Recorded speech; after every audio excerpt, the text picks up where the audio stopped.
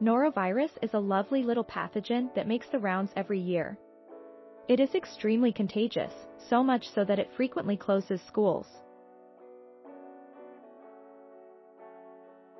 Formerly known as the Norwalk virus as it was named when identified in the early 1970s, it causes about 20% of acute gastroenteritis, stomach flu cases. Norovirus is the leading cause of foodborne illness in the world and ranks fourth in deaths due to food poisoning. This includes over 50,000 deaths of children each year, mostly in developing countries. Like the common cold, norovirus comes in several genotypes that evolve over time so they can make you sick again. Because nausea and vomiting weren't fun enough the first time. This virus will sicken about 20 million people in the US this year, and 600 to 800 will die, primarily young children and the elderly. Fortunately, there is a lot we can do to protect ourselves.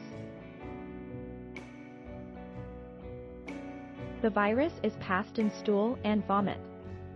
So if you get it, it's possible that you got someone else's bodily grossness into you somewhere along the way, probably by eating or drinking it. Primary person-to-person transmission of the virus happens that way. Probably because they didn't wash their hands after using the toilet.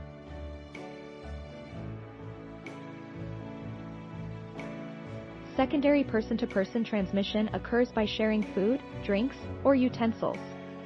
If those were the only ways norovirus spread, thorough hand washing and not sharing food or drink would protect us. However, water can also be contaminated with norovirus, and thus contaminate everything it contacts: ice, eggs, fruits, and salads. Infected food handlers can pass it on to cooked foods. Diarrhea is less frequent. There may be a low-grade fever. Unlike a lot of other illnesses, the moment you contract norovirus, long before exhibiting symptoms, you are contagious to others. While the symptoms usually pass in 1 to 2 days, the patient is still contagious for at least 3 days and perhaps up to 2 weeks afterward. But in American society, if you're feeling better, you had better be at work and school. And spread the joy of this highly infectious virus further. Careful hand washing is the best way to prevent contracting a norovirus infection. Hand sanitizers are of little efficacy because norovirus is a non-enveloped virus. It's a tough little bugger. You really need soap and water and vigorous, meticulous scrubbing for your hands and bleach and hot water for surfaces. It's not a problem if the food is thoroughly cooked, like in canning. But what if Grandma was exposed to norovirus on Monday morning, and then prepared some food for the freezer, to be eaten later?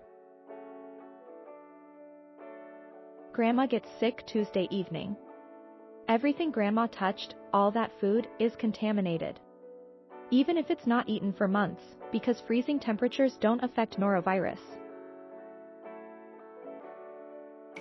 It has to be cooked to be killed.